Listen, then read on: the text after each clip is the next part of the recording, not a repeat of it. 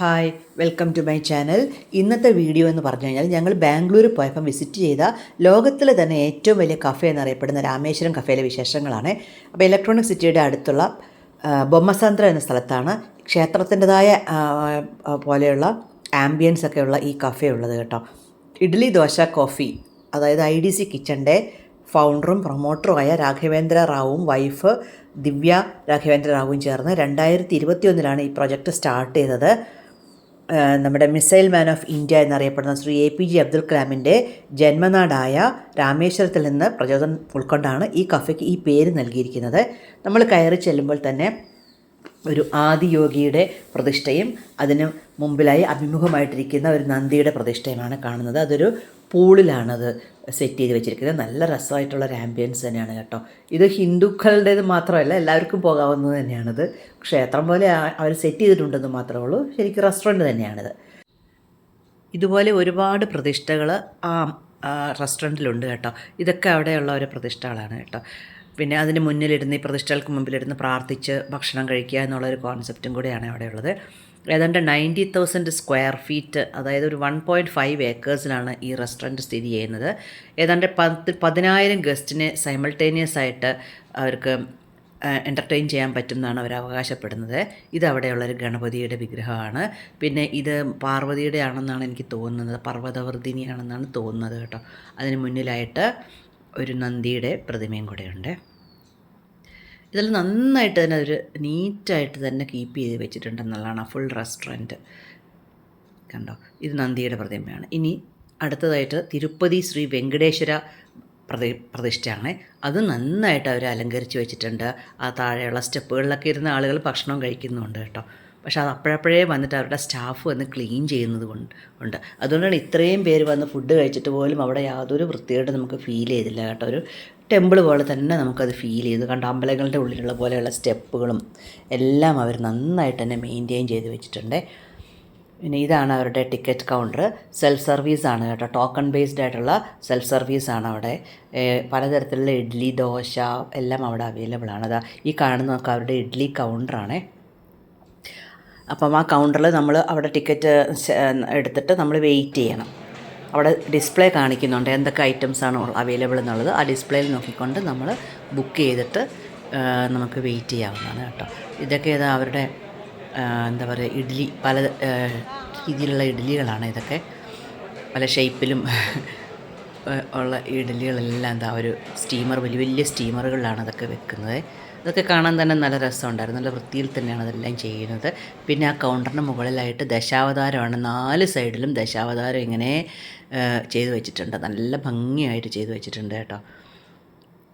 പിന്നെന്താ, അതിൻ്റെ താഴത്താണെങ്കിൽ അമ്പലങ്ങളിലൊക്കെ ക്യൂ നിൽക്കുന്ന പോലെയുള്ള ഗ്രില്ലുകൾ വെച്ചിട്ടുണ്ട്. അപ്പോൾ അങ്ങനെ നമ്മൾ ക്യൂവിൽ കൂടെ കയറി വേണം ഫുഡൊക്കെ ബുക്ക് ചെയ്യാനായിട്ട്. ബുക്ക് ചെയ്തിട്ട് അവിടെ വെയിറ്റ് ചെയ്താൽ മതി. അവർ വിളിക്കുമ്പം പോയി കളക്ട് ചെയ്ത് കൊണ്ടുപോകണം. അതുമാത്രമാണ് ഒരു ചെറിയ ബുദ്ധിമുട്ടുള്ളത്. നമുക്ക് സീറ്റിൻ്റെ അവിടെ നിന്ന് എണീറ്റ് പോയിട്ട് വേണം ഇത് ഓരോ പ്രാവശ്യം എടുത്തുകൊണ്ട് വരാനായിട്ട്.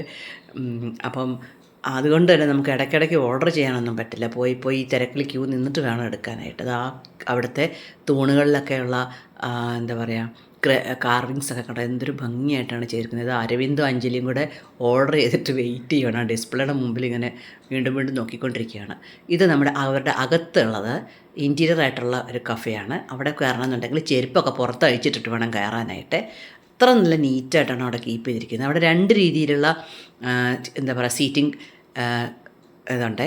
അതായത് ഒന്ന് തറയിലിരുന്ന് കഴിക്കേണ്ടവർക്ക് വേണ്ടിയിട്ടാണ് ഉള്ള ഫെസിലിറ്റിയാണിത്. തറയിൽ കുഷ്യൻ ഇട്ടിട്ട് ഇരിക്കാവുന്നതാണ്. മറ്റത് നമ്മൾ സാധാരണ ചെയർ ഇട്ടിട്ട് ഇരിക്കുന്ന പോലെ ഇരിക്കാവുന്നതാണ്. പക്ഷേ അധികം ആരും തന്നെ ഉള്ളിൽ പോയി കഴിക്കുന്നത് കണ്ടില്ലേ. ചെരുപ്പൊക്കെ പുറത്തിട്ടിട്ട് കയറേണ്ടതുകൊണ്ട് ഞങ്ങളും അങ്ങോട്ട് പോയില്ല കേട്ടോ. ഈ സീറ്റ് കണ്ടോ, ഞാൻ ആദ്യമായിട്ട് ഇങ്ങനെ ഒരു സീറ്റ് കാണുന്നത്. ഇതിലിരുന്ന് എങ്ങനെയാണ് ആ ടേബിളിലേക്ക് ഭക്ഷണം കഴിക്കാമെന്നൊന്നും എനിക്ക് മനസ്സിലായിട്ടില്ല കേട്ടോ. നല്ല ഫാനുകളൊക്കെ കണ്ടോ, ഫാനുകളൊക്കെ വലുതായിട്ടാണ്. സീലിങ്ങൊക്കെ നല്ല ഭംഗിയിൽ തന്നെ അവർ ചെയ്തിട്ടുണ്ട് ഈ റെസ്റ്റോറൻറ്റിൻ്റെയൊക്കെ. അത് കഴിഞ്ഞിട്ട് പുറത്തേക്ക് ഇറങ്ങുമ്പോൾ അവിടെ വലിയൊരു LED ഡിസ്പ്ലേ ഉണ്ട്. അതിൽ അവരുടെ എന്താ പറയുക, റെസിപ്പിയൊക്കെ ചെയ്ത് കാണിക്കുന്നുണ്ട്. ഇത് ബൺ മസ്കാഡ് റെസിപ്പിയാണ് അവർ കാണിക്കുന്നത് കേട്ടോ. അതിൻ്റെ താഴെ കുട്ടികളൊക്കെ കയറി ഇറങ്ങിയൊക്കെ കളിച്ചുകൊണ്ടേ ഇരിക്കുന്നുണ്ട്. ബൺ മസ്ക, പിന്നെ ഇഡ്ഡലി ദോശ, വട, പൊങ്കൽ, ഫിൽട്ടർ കോഫി, ഘീ പൊടി ദോശ, ഘീ മസാല ദോശ, ബെന്നെ ദോശ, പിന്നെ ഇത് കൂടാതെ ഒരുപാട് ഐറ്റംസ് ഒക്കെ അവിടെയുണ്ട്. പിന്നെ കൂടാതെ ഫുൾ ടൈം നമുക്ക് അവിടെ ശിവോഹം എന്ന മന്ത്രോച്ചാരണം കേട്ടുകൊണ്ടേ ഇരിക്കാം കേട്ടോ. പക്ഷേ അത് നന്നായിട്ട് വീഡിയോയിലൊക്കെ വരുന്നുണ്ട്. ഞാനത് മ്യൂട്ട് ചെയ്തതാണ്, കാരണം എനിക്ക് കോപ്പിറൈറ്റ് പ്രോബ്ലംസ് ഉണ്ടാവണ്ടെന്ന് വിചാരിച്ചിട്ട്.